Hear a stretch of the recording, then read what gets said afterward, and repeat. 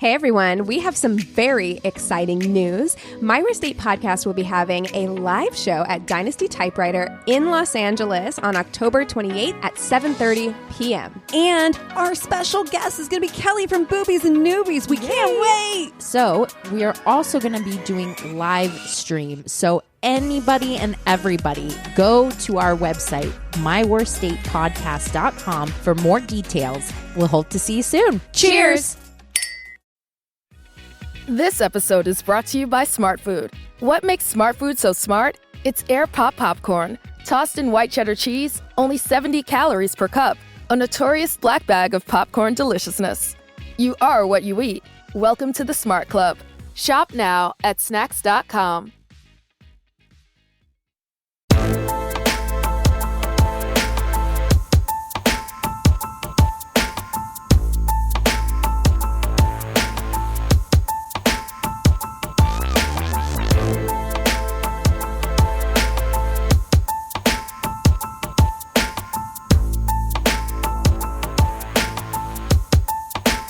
Welcome to My Worst Day. I'm Cassie. I'm Keegan. And I'm Christina. And it feels like fall. Yeah. Isn't that exciting? My house smells like cookies. I bought some cider. We're getting into cozy feels. Yeah. I feel like we can't get too settled though, because as soon as I say this, like we're gonna have like hot, yeah. 95-degree Halloween or something. You know? No. What are you dressing up as for Halloween? To be honest, I'm not even sure. I think I'm going to keep it really simple this year because things were kind of up in the air for a while. And I was like, I'm not feeling going, especially this month has been so bananas. I think I'm just going to be Casey Becker, just Drew Barrymore from the beginning of Scream. I'm just going to get like a blonde bob wig. Amazing. I'm going to go to Goodwill and buy a old school phone. Amazing. Carry that around all night. Easy. Nice. Easy peasy. Hilarious. That's funny. Sorry, go ahead. This episode actually comes out just after Halloween. Oh, really? So I'll let you know if I followed through just on before. that. Actually, this will be the 26th. That's right. Oh, gosh. Oh. So almost. Yeah. 2 days before our live show. Yeah. Ooh. That's gracious. Right? Eric and I have thought a lot about our costumes, and we finally got the rest of the stuff we needed for it. Yeah. You've known for a long time. I feel like you've known what you and Eric are going to do for like months. Well, I want to We're know. really excited. I'm not going to be there. We are going as Burt Macklin and Janet Snake Oh, Hole. fun. Wait, what's that? Oh, it's from Parks and Recreation. Rec. Oh, got it. Amazing. So he's got the FBI jacket, the lanyard, the sunglasses. He's got the yellow shirt, everything. I got, the fascinator, the cigarette holder, this black dress, and pearls and everything. You got to get some opera gloves. Yeah, some I'm gonna straighten my hair. Be like, my body. I love it. Amazing. Oh, amazing. That's so much fun. Yeah. I'm doing Rosie the Riveter. Oh, nice. Yeah. Nice. I did that one I found year. this really rad, like one piece, like denim jumpsuit on Rent the Runway. And I was like, well, we'll see. I'm like, I can always do like jeans and like a denim shirt type situation, but it's great. Yeah. So I saw awesome. it. Yeah. It's awesome. Oh, that's cool. Yeah, super comfortable. Love it. Yeah, There you I go. feel like this is a real... I was in Forever 21 yesterday, which, by the way, like... Oof, No, thank you. I am overwhelmed immediately going in there. I haven't been in there in years, but I needed a sheer pair of tights. You know what? False advertising, because as it turns out, I am not forever 21. Turns out. Listen, Turns out 21 was a so- long time ago. so overwhelmed in there. But they had like a display for Halloween, and it was like full body latex jumpsuits and fishnets and stuff. And I was like, not this year. No. I don't No. have it in me this year. Like, I'm like, I just really want to wear like a comfy sweater of some kind. Oh my God. Last year's Chewbacca costume was the greatest. Practically pajamas. I was so happy. And COVID safe, if I'm honest. Absolutely. Yeah. I was just dressed up like a big bear, pretty much. Nice. So, yeah. I am. No, Forever 21, I think now just refers to the number of days in which that outfit will actually last. Oh, wow. That clothing piece. I mean, I will say I did buy a pair of sheer tights that I wore yesterday, which also the thing is, sheer tights aesthetically gorgeous, but the fact that they're so sheer, it's like you're so delicate. I had like a hangnail when I was putting them on, and I was like, I was like so anxious about it. But yeah, I wore them and they're fine. They don't have any like big runs. But when I was driving where I was going yesterday, I like looked down and I was like, God damn it. There was like a little tear. And I was like, fuck. Oh yeah. You gotta like carry like that clear adhesive nail polish with you. Yeah. Mm-hmm. You know? Yeah, I mean, they make like really high quality sheer tights, but they're like $75. I'm like, I cannot. And they better be high quality for $75 fucking dollars. Like they better last one pair my whole life. My whole life. Yeah, that's exactly right. My mom used to get really dry hands, like incredibly dry skin. Like her hands would crack. Well, of course, we lived in Ohio, so it's a much different climate. Just in the winter times, it would get so dry. And she had like literal gloves that she would use to put tights on. Oh, I don't blame her. It's like kid gloves. Yeah. Mm-hmm. Isn't that weird? Wow. I know. No, it's just thinking about like the fact that we used to have to wear like women's fashion, like having to wear tights. Yes. Or like go back even further and all the shit that we used to have to wear. Did you have like a different experience? Because I used to spend summers with my grandparents, and my grandma, specifically my black grandma, my white grandma kind of like didn't care, but my black grandma was like, your clothes, like the way you looked when you left the house, like everything was pressed. Girls had to wear stockings. Like if you were wearing a dress or like, and my mom couldn't care less. It was like completely opposite at home with my mom. But like with my grandma, it was like girls had to wear stockings. If you weren't wearing stockings, you had to wear those socks with the little frillies on them. Oh my God. It was very like, and every girl, especially if we were going to church. Oh yeah. Like it was like, I mean, just to go to like, I don't know, Target or something? Well, usually she didn't make me wear dresses every day, but if I was wearing a dress, I had to wear stockings with them. I couldn't not wear them. I didn't. So my growing up, when I was younger, like when I was little, like elementary school, probably until I was probably in like third grade, I had to wear dresses. Like my mom would make me wear dresses like every day, and especially for like school pictures and stuff like that. Oh yeah. So, but I was such like a tomboy when I was a kid that like I played, I was out there playing like G.I. Joes and like, cars, and I was definitely like playing with the boys and like, Transformers and all that kind of stuff. And I was short, I was small. So I was always sat in the front row. And so here's my ass with a skirt on, knees wrecked to shit, with cute frilly socks and penny loafers, or not like penny loafers, but the black and white saddle shoes. Yeah. I could never sit right. My grandma used to get so mad because she'd put me in these dresses and then I would be like on the couch, like legs spread, just like displayed. Yeah. But I was such a girly girl. I actually remember first day of kindergarten, I made my mom let me wear I had a princess Halloween costume. And I insisted that I had to make a good first impression. Yes, wow. So I insisted on wearing it first day of kindergarten. Yes. Well, they need to know. They need to know the queen has arrived. The royalty is here now. I'm sorry you were in the presence of royalty now. Meanwhile, I was like 80s thrift store baby. Yeah. So like and dad's old t-shirts and stuff. He had this yellow shirt that when he passed, we were actually like looking through a lot of photo albums, and we noticed like every single one of the kids at one point wore this shirt, and it was yellow with black letters that just said "killer" on it. Nice. We were going around the neighborhood wearing this oversized shirt that just said "killer." I wish you still had that. I wish I did too. Priceless. It was That's brilliant. One of those like just fucking vintage tees that would have been amazing. Just to be clear, like I made it sound like I came from like some kind of fancy ass household. All the shit that I was wearing was thrift store dresses. I mean, it wasn't like I had some like fancy wardrobe. So funny that your mom. Oh yeah, like because we didn't have any money. It was like the 80s, right? It's like why you were beyond the time whenever girls had to wear dresses. I was adopted. Everywhere. My mom wanted a girl so bad she could taste it. Like,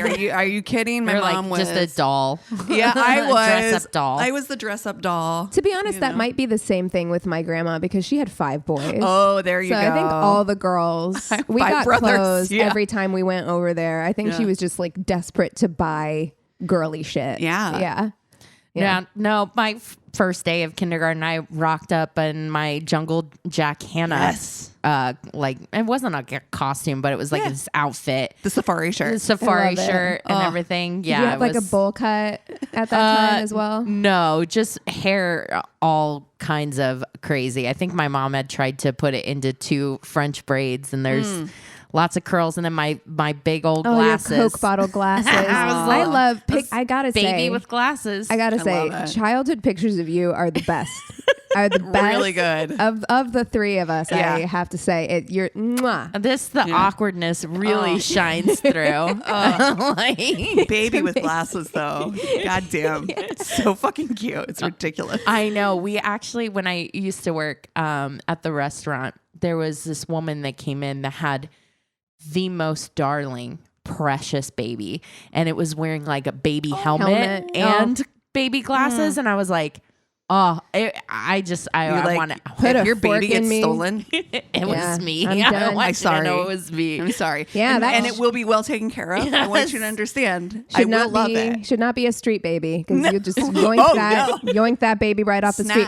We kept getting tagged. People kept sending it to us on Instagram that apparently in Denmark that is like the practice. Yeah. It's just like leaving babies out to get some air. Yeah, and they're just like, that's just what we do here. And it got sent to us so many times because they're like street babies. And I'm like, yes, street babies. But you cannot. Street babies. Yeah, in these United States, no, I don't think so. Absolutely not. I don't think so. I wouldn't leave my dog outside. No, that shit is coming in. No, they're into Ralph's stealing with fucking me. dogs too. Yeah, no, we don't. You don't leave anything out on the street unless you want it taken away from you. Yeah. You don't want that anymore. Exactly. That's the universal sign in the States that you don't want that anymore. If it's on the street, it's up for grabs. Finders, keepers, That's losers, how I got weepers. my first couch. Finders, keepers. And that's the same with babies. Finders, keepers, losers, weepers. Somebody put it out on the street. Yeah. Sorry.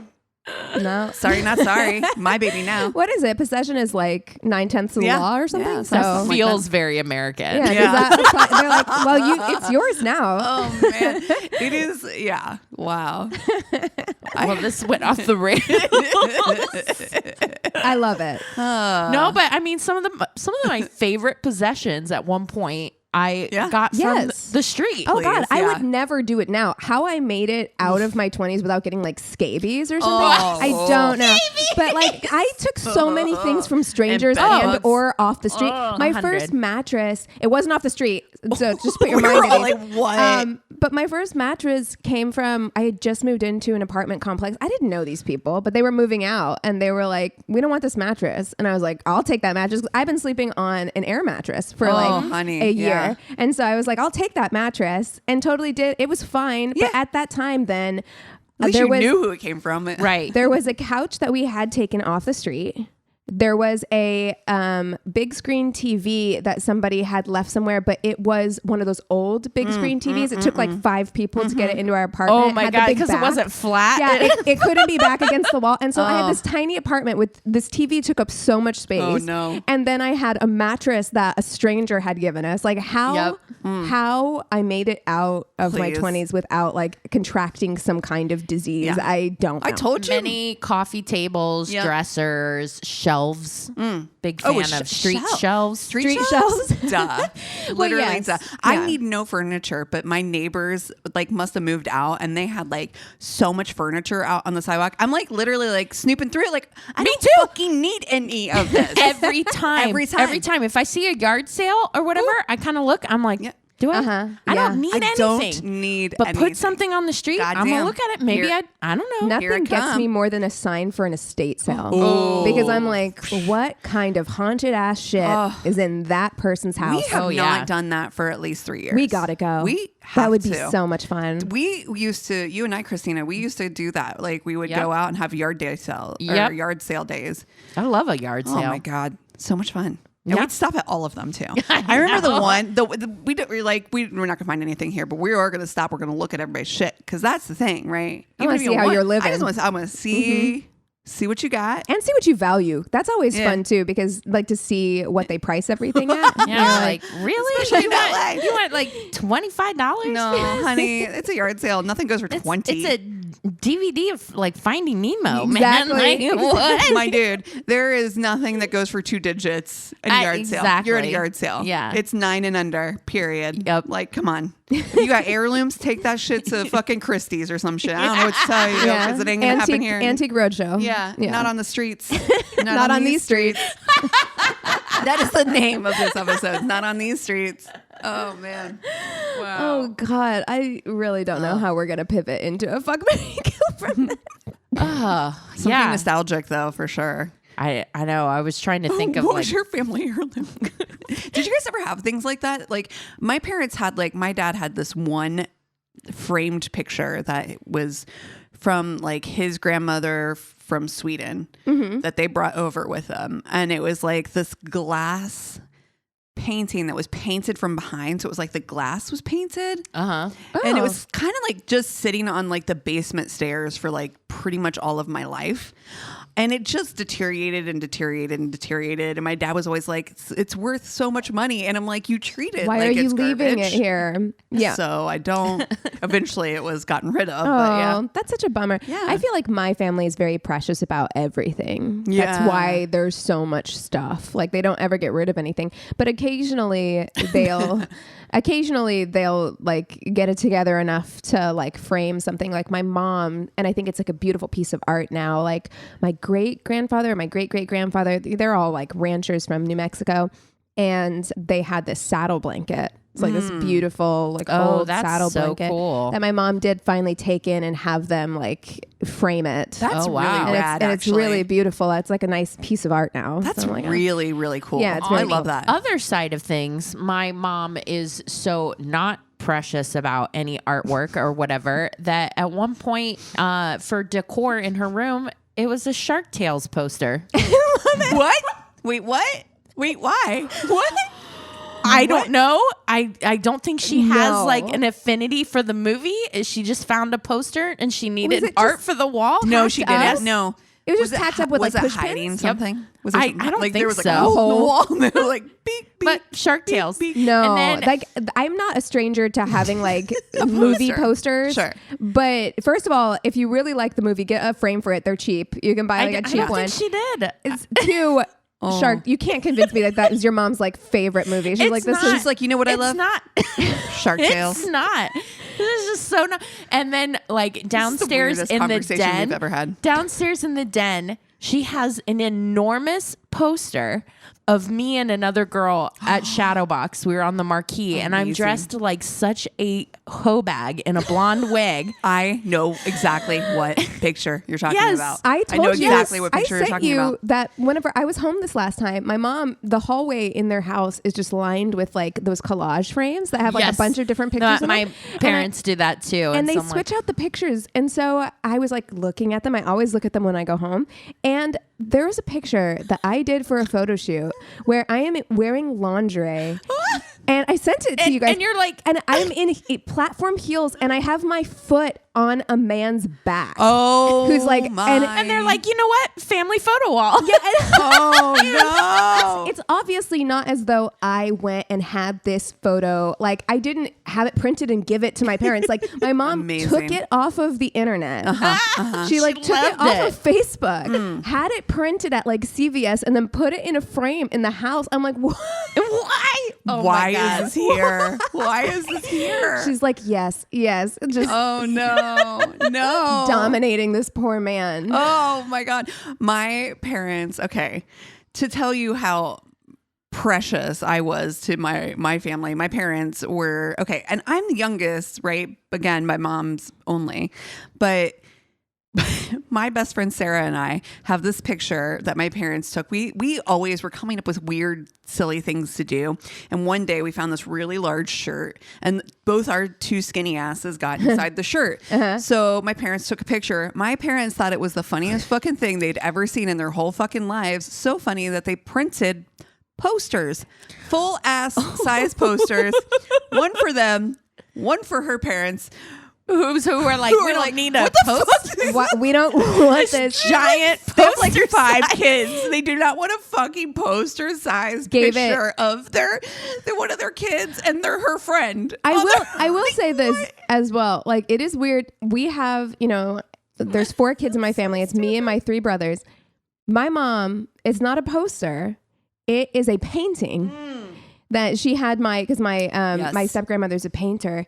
She had a picture of my brother Maceo painted, and it is like it's big, like just it is big. Just one of the kids. One of the kids, and it is huge. And she has it in the living room, and I'm like, wow! I'm like, this is about to give me a complex. Golden child, right? Much. Damn. Honestly, damn. So funny. Oh that my is God. funny. Oh Jesus, parents are weird, dude. Honestly, that was one of my biggest things about like bringing guys home or whatever. I'm like, let me just explain. I'm like, how do I explain what you're about to walk into? Oh no! Like, how do I explain the Shark Tales poster? How do I explain like?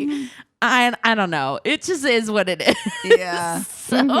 Oh, do you guys remember? This is the weirdest conversation we've ever had. Do you guys remember Ann Geddes? Yes. And like my mom was obsessed with Ann Geddes. There were all those books of like little babies in flowers, little babies with angel wings. So the other thing that my mom has is my other little brother. And I make fun of him so much about this because now he's 21 years old. But when he was a baby, my mom took him to get pictures done, and they put him in a giant clamshell, and he's in a mermaid fin. Merman holding a giant pearl. He's like under a year old. It's the cutest photo you've ever seen, but I'm like, what were we thinking? No. Back in the day, it was just so like, weird. what were we doing? I mean, like, you have to like, I don't know, like blow that up for his wedding day or and something. that's the thing. My mom has a big picture. Like she got a print of it that's like on canvas. That's amazing. Wow. It's incredible. And you got to show that to his future partner. Oh, did you guys ever do like the old timey photos, like the 10 print? Oh yeah. They're like sepia, and you dress up like a I have one of me and our friend Amy. Western. Yes. Yeah. So I had a 10 type print done when we went to like Gatlinburg, Tennessee when I was little. I was probably like maybe 8 or 9 at the time. And it was me and my teddy bear, my teddy bear that I still have. Still sitting in my home as a 44-year-old adult grown-ass woman. But me too. I mean, and it's also in a place where it can breathe. It's not under anything, Yep. like you do. And I swear, I had my first boyfriend. I remember he came over to the house, and it was one of those, it was just framed, and it was sitting on like our bookshelves. And he was like, he's like, this is a cool picture of you. I was like, oh no, that's my great great grandmother. He was like, you look just like her. Oh my God. Amazing. Dead ass, believe me. I was like, oh, no. That's hilarious. I love that. You've been reincarnated. This is incredible. Wow. Well, we gotta transition. We gotta find a way. Sorry. Who are we gonna fuck, marry, kill? A last one for Halloween. We're going into fall. We've kind of done all. Have we done Halloween candy? No. I thought we did. I thought, okay. No. Okay. I know we've talked about candy corn before. Oh, we maybe have done candy corn before, but your favorite Halloween candy? Your favorite, or just what like is a standard Halloween candy that like I feel like Smarties, for instance, is a candy that you only get at Halloween. I've never seen them in the store. Absolutely, there is no other place to get. Where do you eat? Tootsie Rolls. In the checkout. Yeah, Tootsie Rolls. I mean, you can find them, but you didn't know the ones that are like flavored, like lemon. Yeah. Mm-hmm. Like those, I feel like I never see them except for like Halloween. Yeah. Where the fuck do they find them? Yeah, there's just like a weird variety of those candy. like sugar daddies. Sugar daddies, those bottle caps. Oh, yeah. There's like weird things that I'm like, why are you, if nobody wants this the rest of the year, why do you think they want it now? Yeah, exactly. This is not a holiday food. Yeah. Like, I don't know. It's weird. Okay. Yeah. I'm going to go with Smarties because I remember those always being in my bag as a kid. Yeah. I'm going to go with sugar daddies. Mm-hmm. Those are those, taffy-ish kind of caramel things. Well, I was going to do Tootsie Rolls, but I feel like it's really close to Sugar Daddies. But they're different. They're Tootsie very Rolls, different. Tootsie Rolls are chocolate and Sugar Daddies are like caramel. And Tootsie Rolls also don't rip out every single one of your teeth when you try to eat it. This is also now true. and later. Oh my God. Now and later. Still love them though. I love them. But they will rip out your molar. They are, set to destroy your mouth. Okay. I think I know what I'm going to do. Okay, good. Because I have no clue. I am going to marry a Tootsie Roll. It's steady. It's steady. Solid. It's solid. It's got a good flavor. It doesn't hurt you. And it's, I don't know. I feel like it's the most stable. Like sugar, the freaking Daddy one. Daddy. I'm gonna fuck that one. Yeah. Good call. Good call. It's gonna hurt you. It's in the name. It's gonna hurt you a little bit. A little bit. Yeah, it's a little domineering. It's sweet, it's aggressive, but it's also a little like aggressive. Yeah, it's gonna give you aftercare, but it's gonna fuck you up. Yeah. Oh, yeah, for sure. For sure. The beginning's gonna be very rough. Yeah. Yeah. Until you A get smooth into finish. it, and then Nice smooth finish. And I gotta kill Smarties, man. I hear ya. Yeah. I mean, Smarties, if I'm honest, is the one that I would pretend were pills when I was a kid. Me too. What was that? The Same. What is wrong with I us? don't know, but I'm like, same for sure. popping pills. Yeah. Like, I would empty them all out. Yep. Like, and then, you could slide Color them code them. across like they were pills. Do they have, now that I'm thinking about it, they're different colors, but are they different flavors? No, They're all the same. They all taste like chalk. Yeah, they taste like chalk.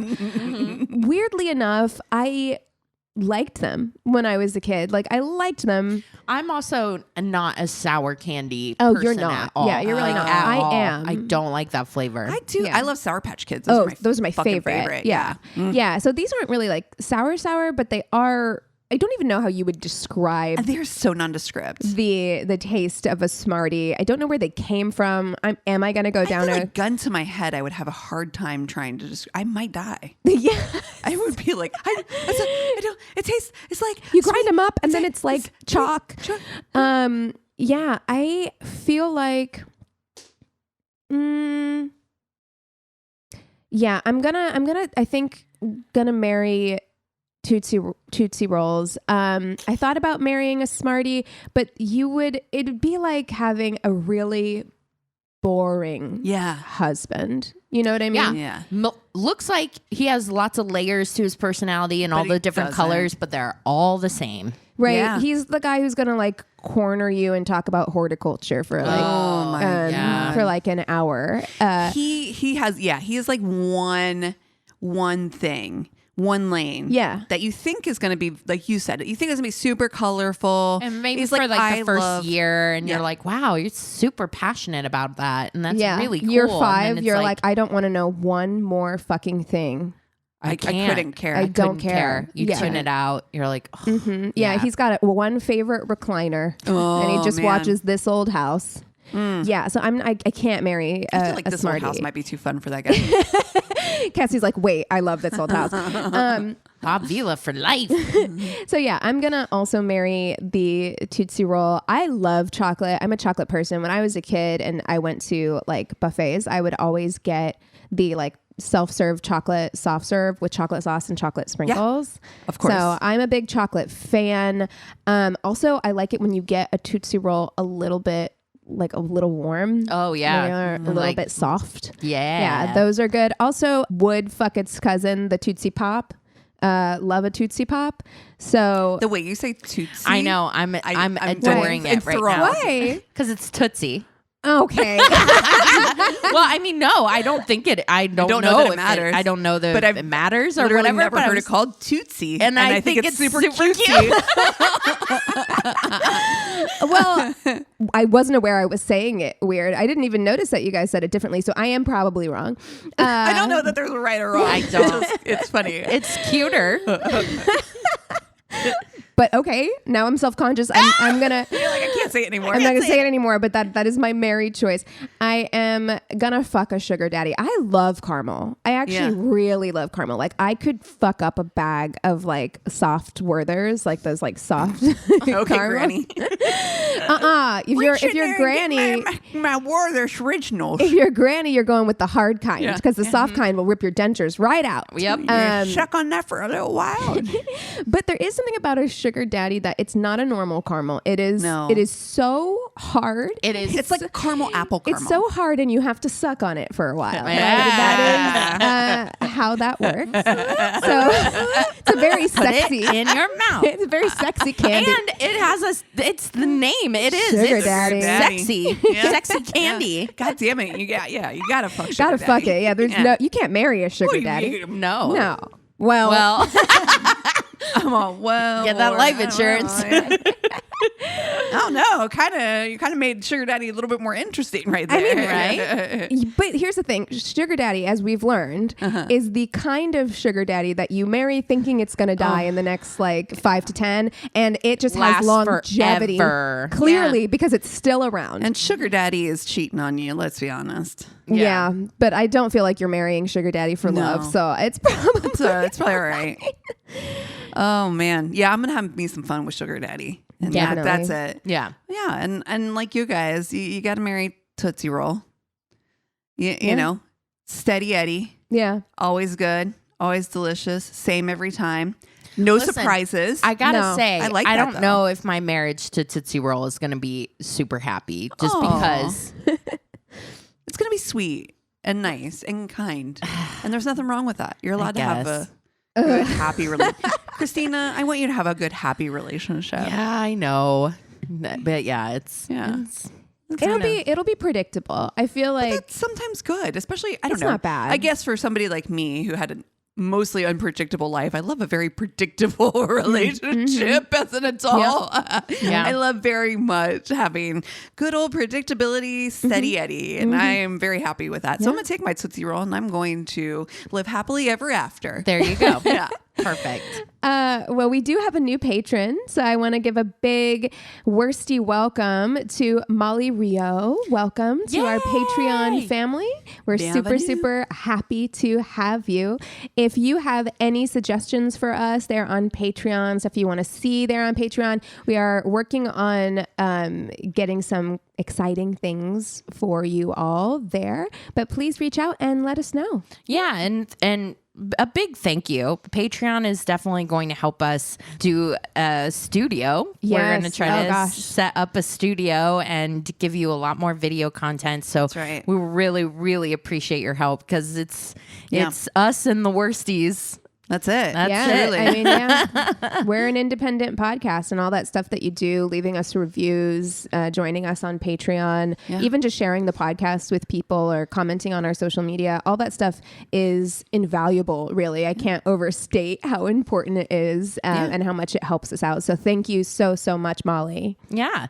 And you guys want to take 5 and we'll come back with stories? Sounds good. All right. The Fall Line is a true crime podcast covering the coldest cases in the southeastern United States and occasionally beyond. We focus on the missing persons, the unsolved murders, and the unidentified does that don't get media attention. Empathetic and intensively researched, The Fall Line will take you on deep dives into unsolved cases that you've never heard of and make you wonder why you haven't. Find us wherever you listen to podcasts. Mary redeemed a $50,000 cash prize playing Chumba Casino this year. I was only playing for fun, so winning this was a dream come true. Chumba Casino is America's #1 social casino experience. It's serious fun. With over 80 casino-style games to choose from, you too could win life-changing amounts of cash. Be like Mary. Log on to ChumbaCasino.com and give them a whirl. That's ChumbaCasino.com. No purchase necessary. Void or prohibited by law. 18+. Terms and conditions apply. See website for details. The voice in the preceding commercial was not the actual voice of a winner. And we're back. All right, Cass, kick us off. Okay. This one starts out, boy, howdy. Oh. My first ever date was a blind double date. Couple A had been dating for a while, but their parents didn't want them going on dates alone. So they asked me to go on a blind date with one of their friends. Okay. So I agreed. This is your first date ever? First date. Ooh. Well, not mine. No. We went to a movie first that we thought would be an action firefighter film called Fireproof. No. It was not. I know what this is. It was a religious flick about how the porn ruins marriage. Oh, no. What? Yes. The fuck? I've never heard of this. I have. I thought it was going to be a firefighter. Terrible. Which also, look though, Fireproof. who are you that you're going to the theater without Googling the movie first? Like, have you ever done that? I've never blindly. This might have been years ago. You know what I mean? I remember. It was like. It was in the 2000s. Did you watch this movie? No. Is this a Kirk Cameron joint? Oh my God. It is on par. And in fact, the quality might be a little less. Like, it looks like a student film. I'm not kidding. And what's it about? How It's called Fireproof. And it's a religious flick about how porn will ruin your marriage. Well, that'll really get you in the mood when you're dating. Oh, man. I think that was probably the whole family's idea. You guys can go watch this movie, Fireproof. Who goes to see that in theaters? In the theater. I don't know. Anyway, we went to dinner after that. We sat at a booth by the windows and ordered food. Things were looking up until suddenly there was a loud thud against the window as 3 people outside were smiling and waving. No. More friends of the couple. Oh, I thought it was the parents. No. Oh my God, even I better, thought they were like, hi, honey. But I think it was just as much that, though. Oh, God. Like those kind of friends. Like, hey, guys, what are you doing? They walked into the restaurant, sat down at the booth, and started eating off our plates without having ordered anything. Oh. Well, you know, that's my... Cassie's about to stab somebody in the hand. There's the sin for me right there. That's all over for me now. Well, I guess we're leaving. You can have the bill since you ate my food. The fire in my eyes right now. Truly. It gets better. We go to leave, and the guy of couple A gets a great idea of pantsing the guy I'm with on the date. Pantsing him? Like de-pantsing him? Yeah. They said pantsing, but I think that a lot of people call it that. But They in do, my head, yeah. it's de-pantsing. Yeah, I've heard it called pantsing before. Yeah, okay. Okay. Anyway, so suddenly boxer view right in front of the restaurant. How old are these people? I know it's his first date, so I'm assuming they're are they teenagers? I'm assuming that they're probably like teenagers. Okay, they gotta be. But still, like, oh God, like so childish. I was stuck with this the whole time because I couldn't drive and they were my ride. So yes, I'm assuming. Yeah. So yes, that was it. They just. Can you imagine a more awful date? Like going to watch a movie about porn. This is the kind of bad date that isn't like, it's not like unbelievably like terrible. It's just like little things that just grind you down. Like it's like having a rock in your shoe all night. You know what I mean? Like that's this kind of date. Yes. Yeah. It's just like all these little micro. Yeah. You just get home and you stand in front of the mirror and you go, is this what dating's like? I'm out, actually. God, oh my God. Just the number of fireproof already. I would have been like, I'm out. I can't. Yeah. Oh, and you think, okay, it's salvageable. You can't really even talk through a film. You go to dinner. This is the place that we're going to salvage, make something of it. A stranger starts eating off your plate. I swear to you. Not even your date. You can't. You know can't me. Recover from that. No, you know me. I'm done. All right. Well, I got one. They say 2008. Met what I initially thought was a cute and interesting guy in a tattoo shop. Had a brief conversation. He seemed fun. We swapped numbers. Over the course of a week, we talked on the phone a few times, texted, during which he seemed smart, funny, well-traveled. We set up a date for drinks at a pub halfway between our respective homes on a Wednesday night. He turns up, stumbling, reeking of alcohol. Oh. I'm immediately turned off, but give him the benefit of the doubt, thinking maybe he's just nervous and had a couple of drinks. But as we sit down and start talking, I realize he's not so much drunk as high as a kite. Oh. And he drove there. No. Proceed to have a drink together. I'm here now, right? And he's talking very fast, nonstop. What is he high on? Tells me he has two. That ain't weed. He tells me his 2 children he never sees, and then proceeds to unload bitterly about his ex-baby mama. He keeps leaning in closer, even though I've given no signals. Nope. His personality is nothing like the phone conversations we have had at all. This went on for maybe half an hour, during which I had 2 drinks and he downed 6 beers. No. So I go to the loo and come back saying I'm feeling tired and I'm going to head home since I have to work the next day. He invites me to come and have a lie down back at my place. No, What? No, thank Wait. Giving me the address. No. And then tells me it's actually the caravan parked out front of his friend's place. No. Which has everything but the bathroom, so we can just shower in the house the next morning. Oh my gosh, sounds like a dream. I'll like, meet you there. He's presenting it as though this is like a deal. You know what I mean? Yeah. Oh, It's a it has everything. I mean, the bathroom, you got to go into the house. Literally right there, though. it's right there. It's It's right right there. there. It's right there. Why don't you come over and have a lie down? I In swear. my van. What? It's my caravan. At my friend's Also, house. my camper out front. Are you so oblivious to women that you think, because this isn't the first time this has happened, where it's just like, come back to my van. Yeah. I'm like, A caravan is a camper, immediately, by the way. It's still. So No, I know it's not better. I just want to be fancy- clear that fancy we're not van. like crawling into like some Ford Ford airbrush. Aerostar. Yeah. Shag carpet and velvet curtains. Oh my Yeah, God. no, but I'm not. Serial killer vibes. I'm not getting into your house on wheels on our first No. date. No. And I'm not even No. against. Look, I'm not even against a house Yeah. on wheels. I Like mean, you yeah, do you. hashtag van life. Hey, but but it's all about how you present it, right? Like, I have a tiny home. Right? Precisely. oh my God. I decline politely. He offers to walk me to my car. I say no thanks, I'm good, as I'm literally 3 car spaces from the pub door. No, thank you. Proceeds to stumble there with me anyway, and then gets between me and the driver's door, still babbling away, and leans in for a kiss. That's so. It's scary. I'm like, okay, let's get this over with fast, or I won't be able to open my car door. Give him the tightest closed-lipped peck and get in the car. Ugh. He's still leaning on the I door can't. trying to kiss me again through the car window. I'm like, well, gotta go, and drive home. During the 30-minute drive home, my phone pings with 3 texts. I get in and read them. They're all from him. Let me know when you get home safe. Are you home yet?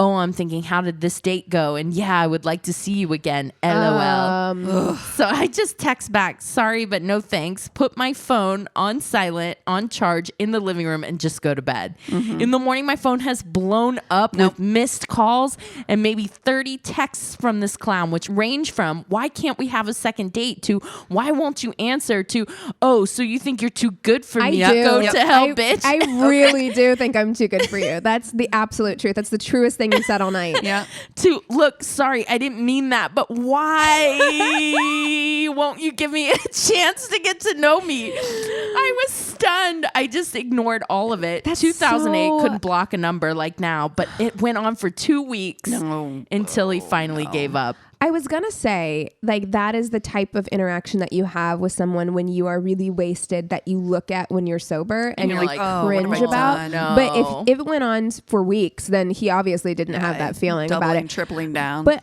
also 6 beers in 2 hours. No, on 6 a date? beers in a half an hour. Oh, whoa. Even in 2 hours for me on a date would be, that's a lot. Yeah. Like 6 beers in half an hour. How? Yeah. And then he was Cocaine. already like, yeah, I was thinking it's got to be cocaine. Cocaine.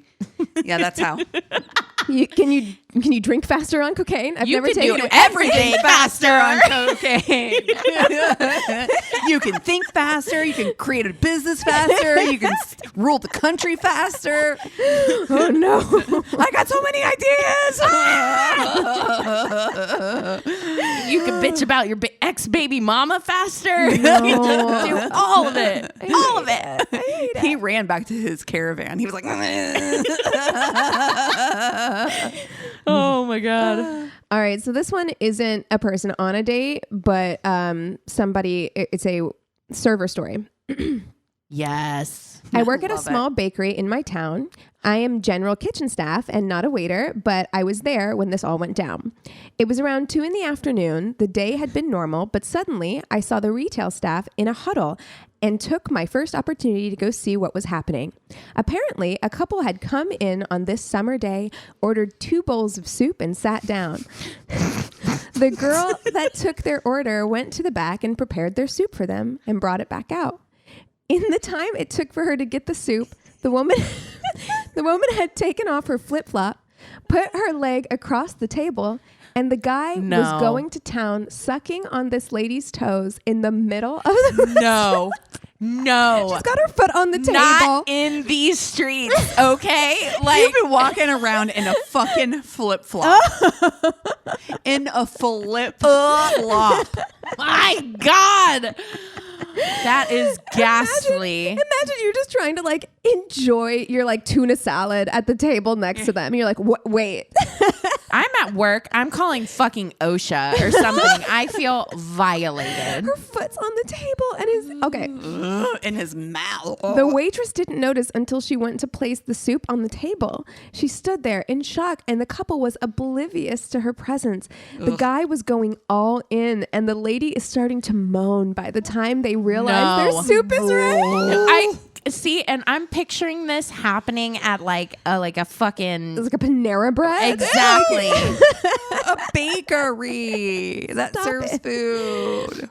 The waitress was in complete shock for the rest of her shift, and that couple is no longer allowed on the premises. That manager's like, stop. Absolutely not. No. Get help. Get help. Absolutely not. And we are not part of your sexual fantasy play. This all took place because the person who wrote this goes on to say that there were a bunch of weird things that happened at that restaurant and then says Kentucky can be a weird place. Wow. So, all happened in Kentucky. Ooh, imagine toe sucking in public, and she's moaning. Being in public has to be part of the thing that gets them off, right? Well, at the theater I used to work at, so like it was cabaret style, so people would sit at tables and watch the show, and because there was alcohol served, of course, some people would over imbibe, and there were a number of times that you'd be on stage like singing a song and look down and see somebody trying to like finger bang someone at table E, you know, or handies, stuff like that, and I'm like, yeah, we can see you. We live in a society. Stop it. How many times did you want to just be like, sir, I can see you? No, stop the music. Stop the music. Everybody stop this U2 song. Yeah. You're like, spotlight. We need it over on table 6. Sir, I can see you. Oh my God. Whew. Well, you guys want to take 5 and come back with the Tainted Love? Yes. Sounds good. What if your daughter disappeared? Your mother, your son? What if years have passed and you're no closer to finding them?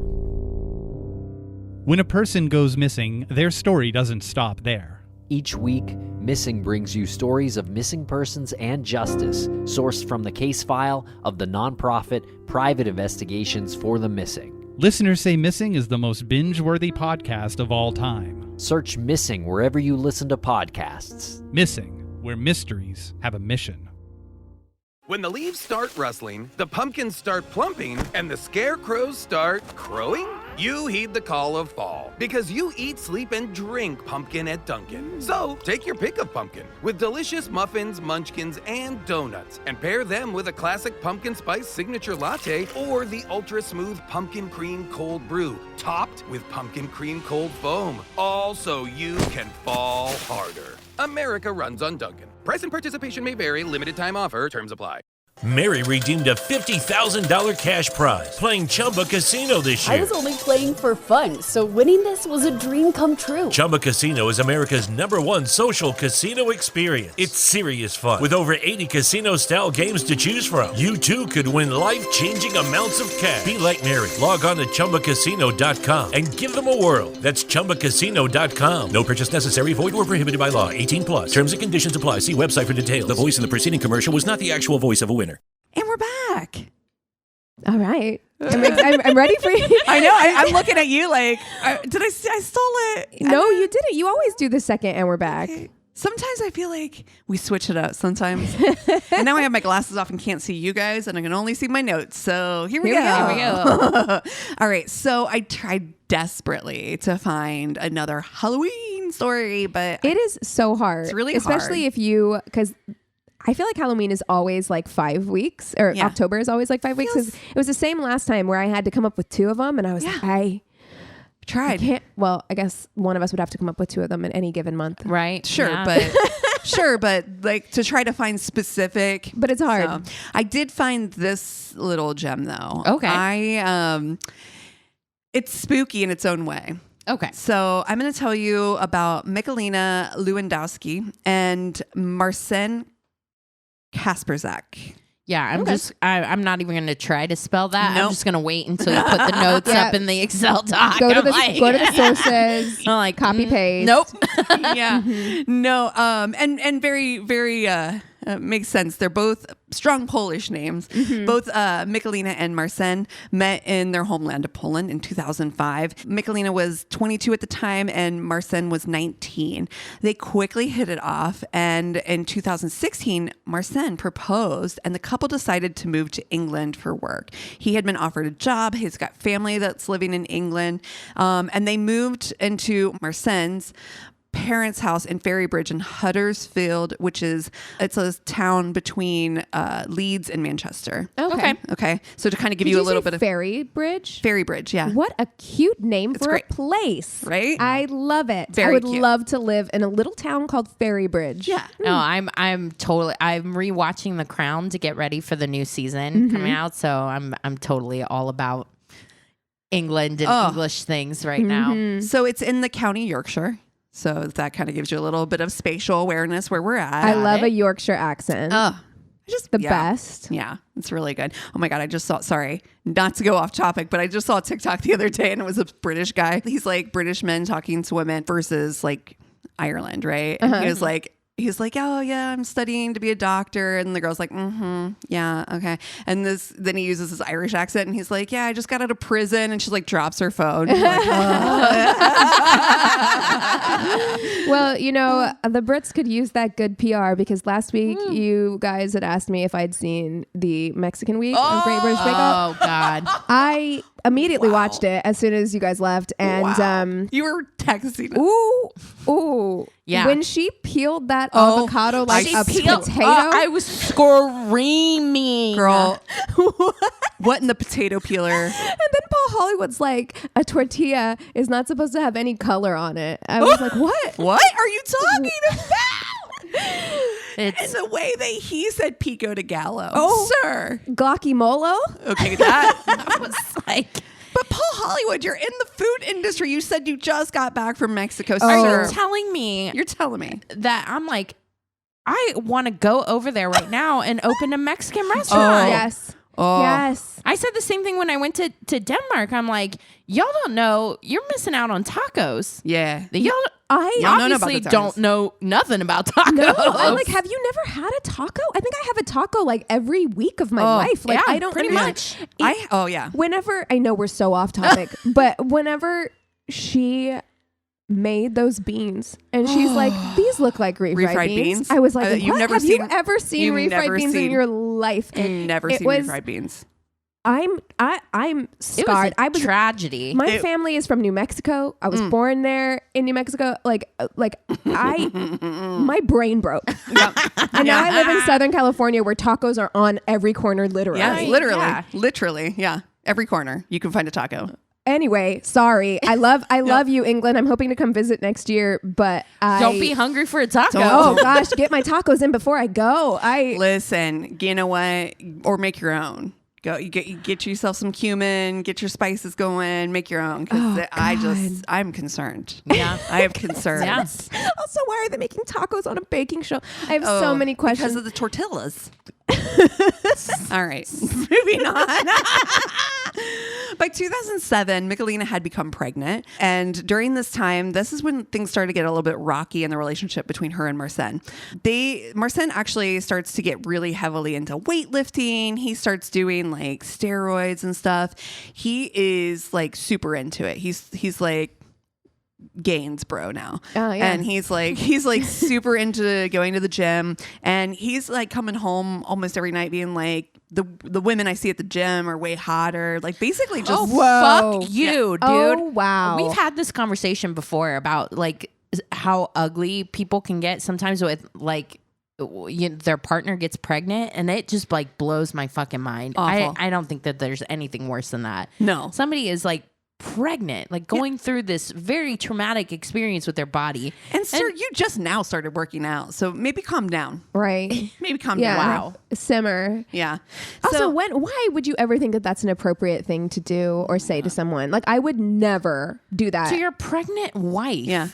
Oh, girlfriend. Still, Fiance. This will come in later. Yeah.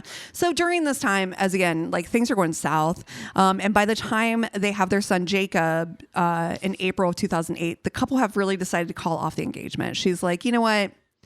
This is not beneficial to us right now. We are not in a good place, but they are still living together, and their relationship is complicated. It's a little on and off, but they do seem to be sharing the same living situation. Things are not like awful, right? I mean, because they've called off the engagement, but they're still parents. They're doing their thing. Co-parenting. It's not untenable. Yeah. Okay. And I think deep down, Michelina is very much like, well, you know, he's going through these kids are young, right? Like they're in their early 20s now. And I mean, brand new parents. This is a lot to take on. She has a lot more grace than I do. Well, she's in her early 20s. I feel like I put up with a lot of stuff in my early 20s, and especially you have that added vulnerability of being a new mom. Yeah. Oh, in a foreign country. Yes. It's probably like we got to stick together. Yeah, for sure. You know? And really, their only other support system, I'm certain, besides kind of, you know, is his family. They're both, it's stranger in a strange land. They're Polish, you know, it's not like they came into a huge city either with like a lot of expats and, you know, like, so this is, you know, you'd lose everything. Yeah. I feel like you could have that mindset where it's just like, it's his family. I live with him. I've got a kid. I've got no support. Like, my God. Yeah. Poor baby. That's awful. So it's all kind of just broken off, but they're back and forth, on again, off again. And again, even though they've called off the engagement, Michelina still on occasion will wear her engagement ring. So it's very on and off. It's complicated. On their Facebook, it would say it's complicated. Got it. Yeah. So on May 28th, 2011, though, Michelina gets a call from Marcin that he wanted to take her out shopping. And she was surprised because really recently they hadn't spent a lot of time together. And so she was like really excited. She's like, oh, great timing. Your mom actually called and is going to take Jacob for the day. You know, they had been on and off for a few years now. Jacob's like 3, and they're like, you know, in that place in their relationship where I think she's trying to find out like, where is this going? And so this kind of surprise, like, hey, I want to take you shopping. Let's go hang out and go shopping together or whatever. She was like, oh, this is promising. So she's getting ready. She's, you know, bathroom, putting her makeup on, putting her engagement ring on, getting herself fly. And so she was surprised when she comes out of the bathroom and Marcin is there, but he's brought his friend Patrick, who's like a 17-year-old kid. And, you know, he's 25 and he's like, brought his 17-year-old friend Patrick with him to go hang out, to go shopping. Like, this is not what she had in her head. Yeah, I'd be really, she's really. Like, this isn't what I had in my mind. Oh gosh, and like early 20s me. Yeah. Oh, I would have been fuming. Right. Like, oh, just fuming, silent treatment. She's like so are you bringing so a friend mad. with us, huh? So we're all gonna go shopping. This is exactly the type of thing that would have like completely set me off in my early 20s. Yeah. Sure. I'm like, I don't actually really need anything. Thanks. Well, now I just straight up wouldn't go. Yeah, like now me too. I would be like, oh yeah, I'm not going. But like 27-year-old this is 27. She's 27 Oh, she's now, 20. and no. he's 25. If I was 27, I would have fucking not gone. Yeah, like at 100. 27, you're closer to 30 at that point. In my early 20s, though, I would have just silent treatment. But again, you know, like, you know, you again, stranger in a strange land. Yeah. You're in this place where you know, he brought a Polish speaking friend at least. I mean, you know, I more friends, I guess. I don't know. But before they even leave, you know, they're kind of acting strange. And she's like, what's going on? And he's like, oh, I just want to show you something. He's like, come over here. And he pulls out a taser gun and tasers her. Now, first of all, to be clear, I do believe it's a stun gun because he stuns her in the neck. 300,000 volts. Whoa. So you're not just talking about like, because you can buy, I had one when I was in my early 20s that was just like a little taser. Yeah. that you could buy them kind of like around in little shops in LA. That's not that. It didn't have that kind of voltage. 300,000 volts. That's straight to the fucking neck. Oh my God. So she collapses on the ground and they're like, oh, it was a joke. But then he continues to do it and overpowers her. He's like 225 pounds. He's a beefy bodybuilder guy now. And she's just this small, frail, like compared to him, and he has his knee on her chest and he keeps doing it until she passes out. He then asks Patrick to go get packaging tape and he tapes her wrists and her legs together and covers her mouth. Did Patrick know this was going to happen? Yeah.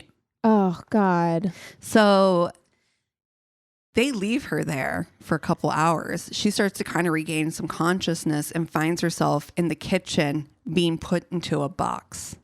Oh my God. They box her up into this box. They put her into the trunk of the car and they drive out to this area near a golf course, kind of a wooded, isolated woodland area. And they take her up this hill and they drop the box into a kind of pre-dug small hole. Oh no. Cover the box with dirt and leaves and an 88-pound log. And leave. Oh my God. Oh my God. Like that would... Buried alive. Buried alive. Oh, it's so terrifying. Buried alive. Gotta be one of my worst They fears. didn't know that she was still alive at that point. Why would they think that she was... Did you check? Like, why would they think that she was dead? That's... Wow. Buried alive. So they leave. They take a little stoppy break on the way back to Patrick's house and pull out $500 or 500 pounds worth of her money from her banking account and then go back to Patrick's house and play video games. Oh my God. Which is where they find them 50 minutes later when the police arrive because a car is driving down this old country road and here comes a woman covered in filth and dirt, practically crawling her way to the side of the road God. Where he calls the police. I would hope that the universe grants me the strength if I'm ever in a situation like that where I come across someone like that to overcome my fear. Yes. I believe that I would do the right thing in that situation, but I always think about that Mary Vincent story where because she has both of her arms cut off and was just covered in like blood and mud and like that. And that first car was like, no, thank you. And they sped away and she's like, I don't even blame them because I looked like something from out of a horror movie. Yeah. Right. And I'm just like, God, it would be, imagine coming across someone like that. Well, just I mean, that story that's breaking right now, where is it? In Minnesota? Or whatever, where that woman got loose from the house. What? Did you hear about this? No. So this woman, it's like morning, like around 7 a.m, and this like older couple like opens their door to a woman who has like a metal dog collar around her neck and is freaking out. She's like, I need your help. He's going to come back and he's going to kill me. None of my friends made it. And they're like, what the fuck? So they get her in and they call 911. Apparently this guy had gone to take his kid to school, like in drop off, and she had escaped from him. And it's been going on for days now. They're getting those big blue barrels out of his house and stuff. Oh no. Oh yeah. my God. I feel like anytime anyone buys a blue barrel, you watch gotta list. Put them on a list. Exactly. Immediate what do you watch need this list. big barrel for? Yeah. You don't need a big barrel. Well, so what happened was they took her up this hill. In an interview with her, she said that she literally was awake from the time they put her into the box, into the trunk, but she was so afraid that like if they found out that she was still alive, that they would do something to actually fully kill her. And so she just quietly, silently sat in the box. She said they dragged her up this hill. She could feel the rocks cutting. Oh my God. Like feel the rocks cutting into her like God. back as they were dragging her up and putting her into the shallow grave. And as the dirt was piling on, she was losing air and oxygen inside of the box. So she was able to control her breathing. Can you fucking imagine? There's no way I'd have a panic attack and die immediately. I would use all the air in one big gulp. Oh my God. Yeah. Oh my God. This takes incredible fortitude. Oh, amazing. And just fucking under pressure too. Jesus. The most. The way that the prosecution like described how she would have had to been in the size of the box it's a computer box basically. She would have had to been like knees to chest, basically crouched in, able to control her breath enough to take slow, controlled breathing, listening astutely to just every noise she heard to see when they had left. She at some point heard them stop, with the shoveling and the whatever. She's like, but she was afraid again if she'd screamed or anything like that, they have shovels. They could fucking kill her in a multitude of ways. So she's trying to be as silent as possible to make sure that they're gone. And she remembers when she's in there, she's like, oh my God, I remember to put my engagement ring on. She uses her fucking engagement ring to cut herself out of the tape, cut her legs, the tape off of her legs, and starts hacking at the side of the cardboard until she can get like a fist through. And the dirt's coming in, so she's losing more and more oxygen, but is able to like kill Bill her way out of this fucking box and alert somebody on the side of the road that she needed help. I'm like you. I can't imagine just driving down the road and a horror movie comes at me. Are you kidding? I believe I would stop, but it would be probably terrifying. Keep driving, but I would call. I would probably drive further, park a little further away. Let her catch up to you. I think if it's a woman, I think I what would scare me more if it would be like a guy. If it was a man, it would be very scary. And there's just a lot of unknown. I mean, I say that, and I'm also the person who's pulled over on the side of the road to pick people up when they were walking. Because have you? Oh yeah. Well, it was two women. Their car had broken down. I'd seen their car broken down. They were trying to get to an exit. It was a busy freeway. This was in Columbus. And so I pulled over and I was like, get in. I will take you to the gas station. I was like, you can't be walking on the side of the freeway. It's not safe, So I've done that before.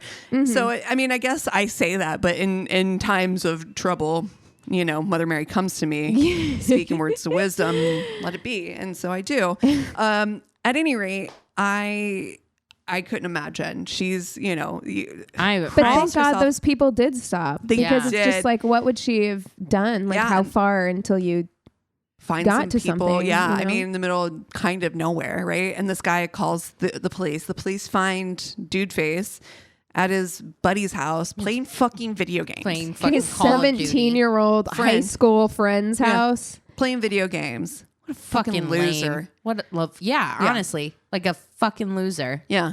So at any rate, police were able to uncover a few things. First of all, that he had, after all this big talk about they were going to get back together and all this stuff, or like this kind of semi-hope that he'd been giving her was all bullshit. He 2 weeks before had changed his profile on Facebook to single. He had spent the night before with a different girlfriend.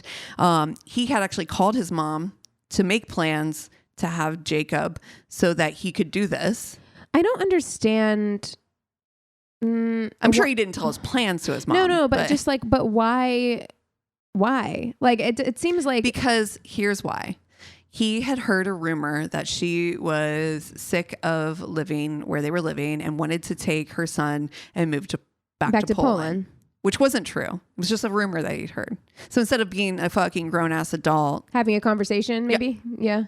He was like, oh, must be true. Must kill her. That's fucking pathetic. But then he told the police, he was like, actually, I wasn't even trying to kill her. He was like, it was just a joke. Really? It was jokes. We were going to go back and get her. This is an incredibly immature individual. Yeah. Very clearly. Police are like, that's awful lot of pre-planning for a joke. Yeah. Feels like you had a lot of, you set up a whole thing for your mom to have your son. You dug a hole. You pre-dug a hole. Right. Also, shocking her once. Yeah. Not a joke. No. Still not a joke. You shocked her over and over and over. Then taped her. Yeah.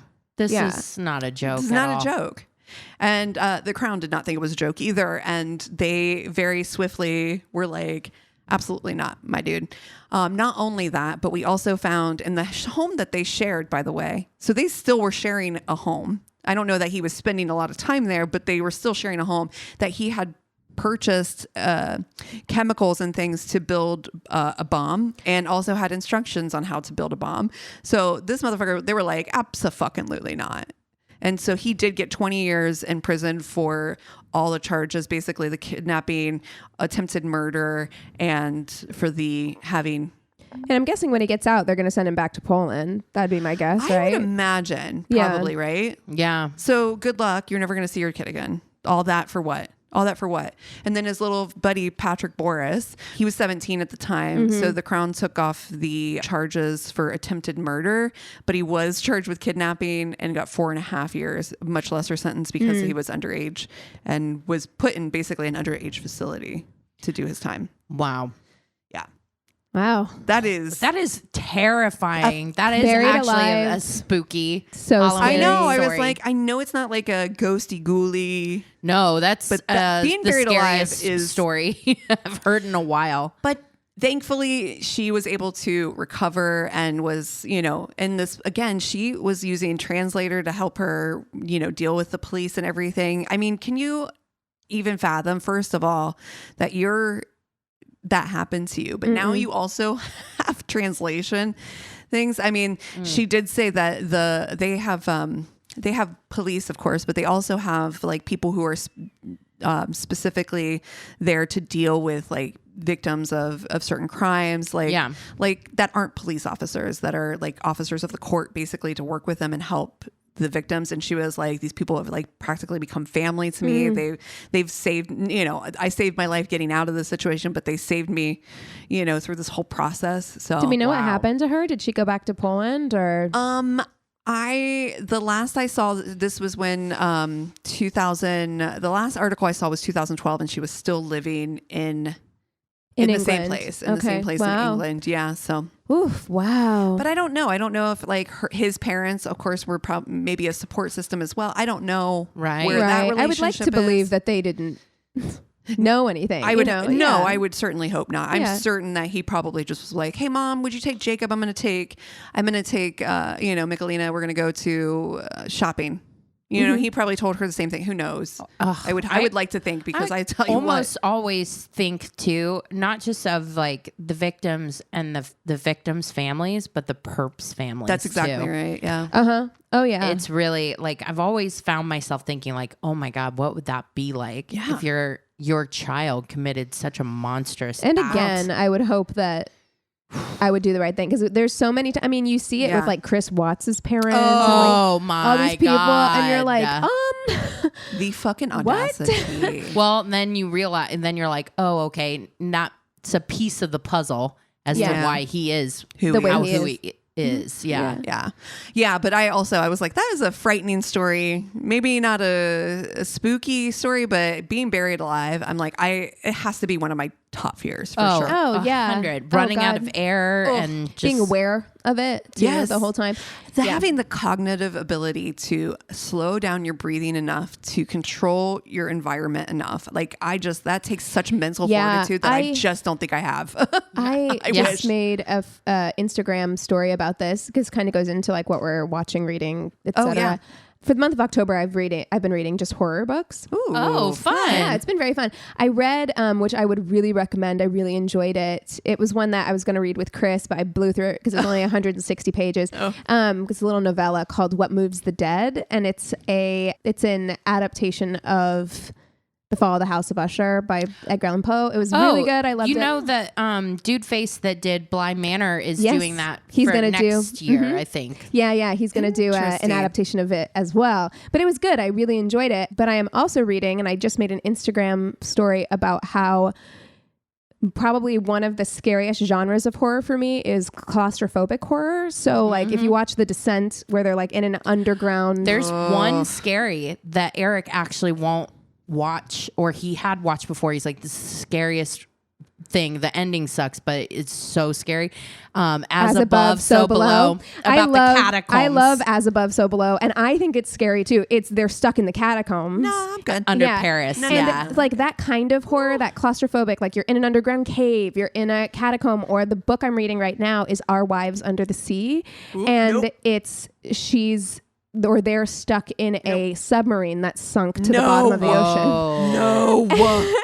And I'm like, I hate that. I would rather be in the catacombs. And they're Put talking me in there with all them scary.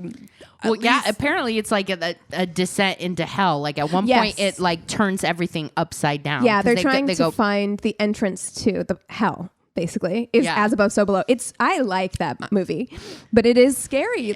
Eric's like, no, we're not watching that one. Yeah, but I feel like the submarine might be closer to the hell entrance. At the bottom of the ocean. No. Yeah, in a submarine, and like then also having to retain your faculties, trying to figure out how, because you've lost all signal. How are you gonna like reach anybody? And I'm only like 30% of the way through the book, so I don't know what really happens yet. Because all I do know, and this is not a spoiler because it's in the very first chapter, she does make it back. She makes it out because her partner, her wife, is like, she's not right. Like she comes back. She was supposed to be gone for 3 weeks. She's gone for 6 months. Stuck in the submarine. And she comes back wrong. Nope. No. So I'm enjoying it so far. I will let you know. Cassie says not in these streets. But claustrophobic horror, like being buried alive, being stuck underground, is the scariest. Yeah. Mm-hmm. I just don't like being stuck places that I can't. You know what I mean? Like the sea, space. Yes. Yes, I'm just like, no. No, thank you. No, thank you. I need to see an exit. I felt the same way the first time I went deep sea fishing. I'm not scared of the ocean. I love the ocean. But the first time I went deep sea fishing, I was like, this is actually a little unsettling because it was the first time I got up on deck and you can't see land. I don't like that. I don't like that. And I was like, oh, yeah. If anything happened, and my ass would be going the wrong way. I'm like, I think it's this way. No, that's Japan.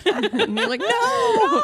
As long as I get to land, I don't care where I end up. Truly. Yeah. But I feel like that's a big swim. Yeah. Yeah. You're going straight for open water. I have been watching The Crown again. Another Matt Smith joint. Those first 2 seasons. So I'm like, tasty. And he's such a piece of shit too, and you're still like, well, yeah. Dude, it's so. And then I also forgot season 2 is just like Vanessa Kirby playing Princess Margaret. Amazing. In season 2 are just vibes on vibes, and I just really love it. So I'm excited for the next season to come out and to see.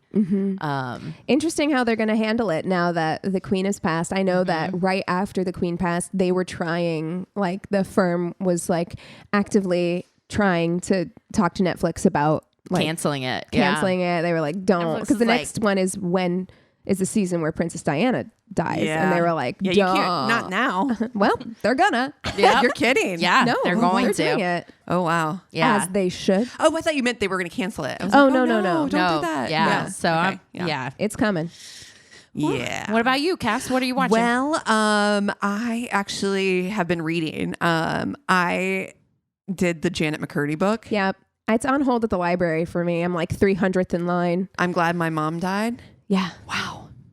I have notes. Yeah. When I tell you, like, I'll read a book and I'm like, that was intense or whatever, or it's whatever. And I'm like, you really have to read it and all this stuff. But I'm like, oh no, I want a book club talk about this fucking book. Yeah. It is intense. What I will tell you is that if you have any eating disorders or that's something you struggle with, it will trigger you. Yeah. It will trigger you. I'd heard some of her stories. I'd seen her in interviews before. It's and I was like, intense. Because I know she got heat for the title of that book, but I'm like, listen, you can have complicated feelings about your parent. Read it. And it really, and I relate to having complicated feelings about a parent. Like I do. I fucking totally relate to that. And I think that that's exactly the place that she's at right now, which is that it is complicated. By the end, it's like, it is complicated. You're coming to terms with all those things that you dealt with for your pretty much entire life. Yeah. And then you're like seeing them in the light of reality outside of that haze. Yeah. It was a fucking lot. It was really intense, but it was incredibly good and incredibly well written. And she's a phenomenal writer.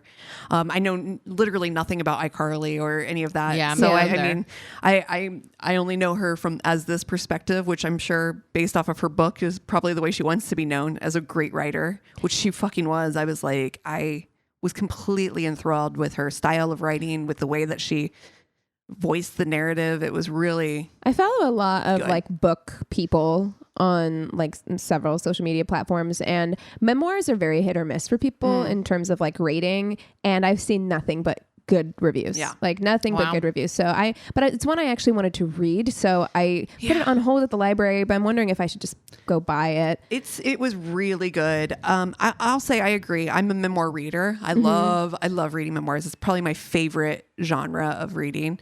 And I've had some books that for the most part, I'm a person who's going to give a 5-star for a memoir almost immediately. I just love it. I love reading because real life so many times is so much more fucking wild. You could never make this shit up. It's just so fucked up, right? Some people's lives are just so, so. Well, yeah, I mean, I'm like, I will always choose a documentary over a movie because a lot of times, I mean, I just watched one on Peacock I think it's called Shadowland. Oh, and it's Atlantic reporters going all over the country, seeing people that are like really, their lives have been upended by their beliefs in Q. Yeah. Oh God.